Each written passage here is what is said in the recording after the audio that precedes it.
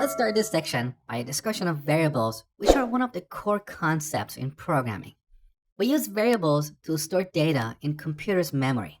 Here are a few examples. I'm going to define a variable called students underline count and setting it to 1,000. When we run this program, Python interpreter will allocate some memory and store this number 1,000 in that memory space. Then it will have this variable reference that memory location. So this variable is just like a label for that memory location. We can use this variable or this label anywhere in our program to get access to that memory location and the data stored there.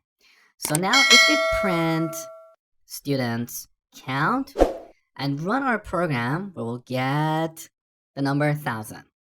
So this is the basic of variables. Now, what kind of data can we store in computer's memory? Well, we have several different kinds of data. In this section, we're going to look at the built-in primitive types in Python. Primitive types can be numbers, booleans, and strings. Let me show you.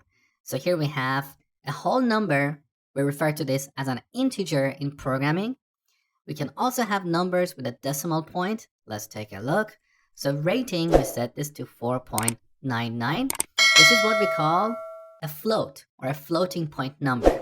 And this terminology is not specific to Python. In the future, when you learn a new programming language, you're going to hear these terms again. Now let's take a look at an example of a boolean. Is published, we set this to true or false. These are examples of boolean values in programming. So boolean values can either be true or false, and these are exactly like yes and no in English. Later in the course, you will learn that we'll use these boolean values to make decisions in our programs. For example, if the user is an admin user, perhaps we want to give them extra permissions. So these are the boolean values. Now take into account that Python is a case-sensitive language, which means lowercase and uppercase characters have different meanings. So boolean values should always start with a capital letter, like what you see here. If we type false or false, these are not accepted boolean values in Python. Only what you see here is a valid boolean value. So false or true. And finally, let's take a look at an example of a string.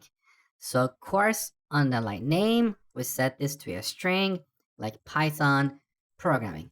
So a string, as I told you before, is like text. Whenever you want to work with text in your programs, you need to surround your text with quotes. So these are the basics of variables.